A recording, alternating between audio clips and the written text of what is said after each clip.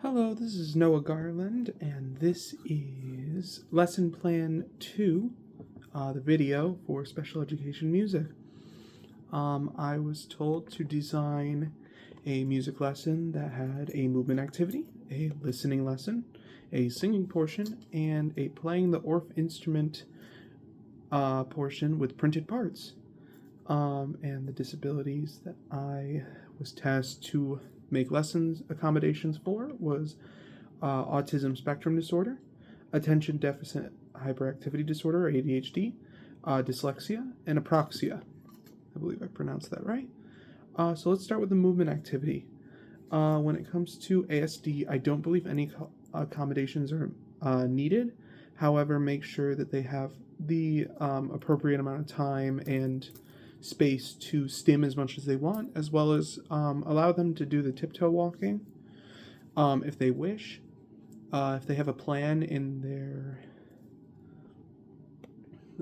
file that states that they shouldn't be given permission to do that, then obviously I'll have to not let them tiptoe walk, but yeah. For ADHD, I said allow the student to daydream during the activity, also allow them to fidget if they need. Using either a fidget or sensory toy while they're moving, while also making sure they have enough space. If they wish to talk to students during this time, I think I would allow them to, as long as they aren't too loud and they keep a low voice. For dyslexia, I do not believe any changes would be required. In Apraxia, allow the student, to, if they wish, to opt out. If they still want to participate, let them.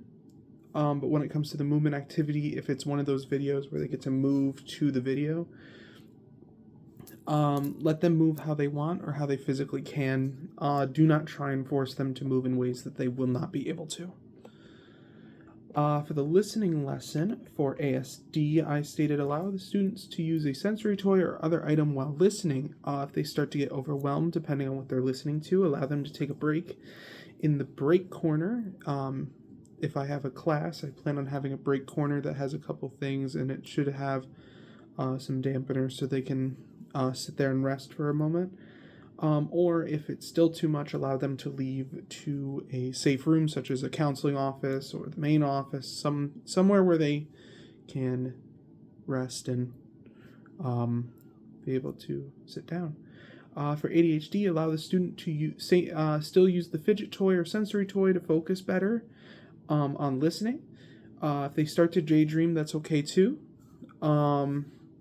However, I would try to keep them on task through gentle reminders of questions throughout it. Or if there are questions after the listening lesson, I may go back into the listening and have play out a specific part, so then it's easier for them to answer the question. I may also move all of the students when it comes to talking. If they are a talker, I'm going to move all of the students around with other students who I don't believe would talk as much, so I'm not singling them out. And if they have a sensory overload, let them use earplugs or headphones, or let them use the break corner as well. For dyslexia and Apraxia, I do not believe any changes are needed, as they'll be able to listen just fine.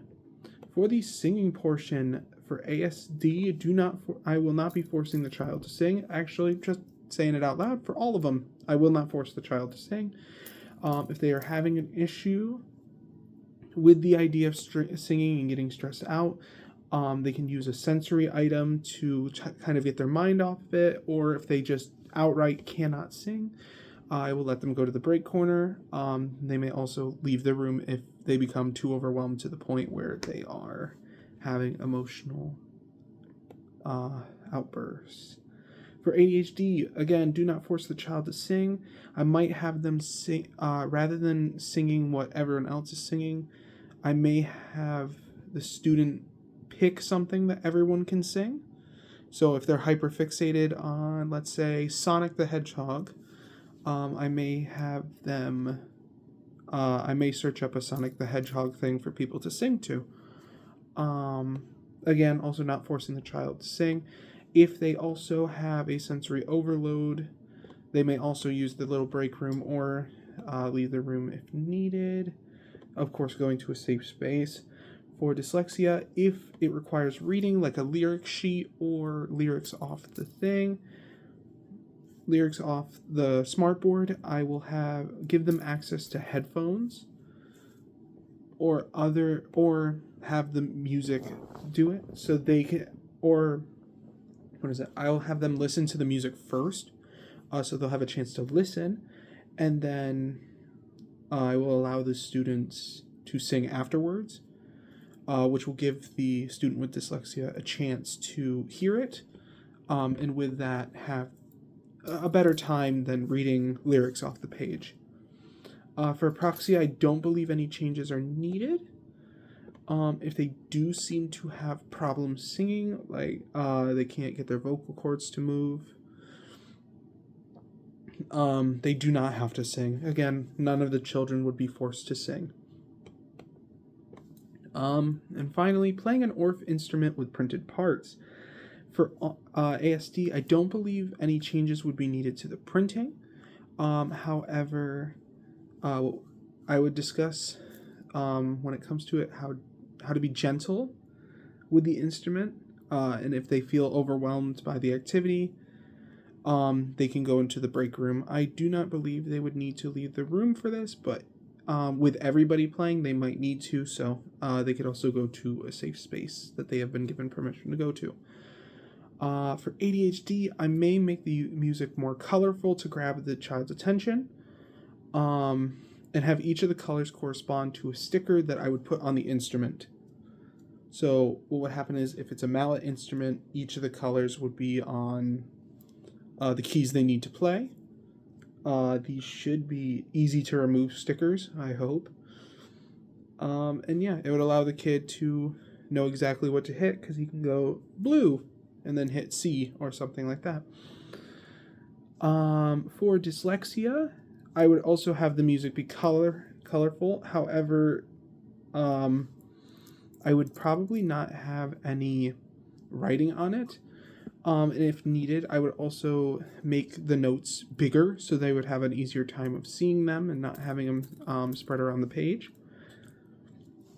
However, it would be very similar to the ADHD, where the note on the page would correspond to the color on their thing, so they should have a time.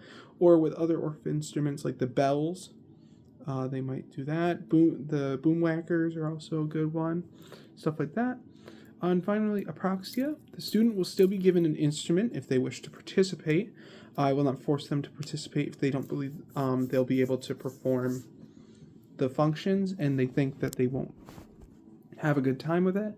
If they wish, if it requires a mallet, I might have 3D printed handles to give them a better grip onto it if they think they can grip it. If they can't, I will have Velcro straps that I will strap to the mallet and then strap to their hand, as long as they give me permission to do that for them.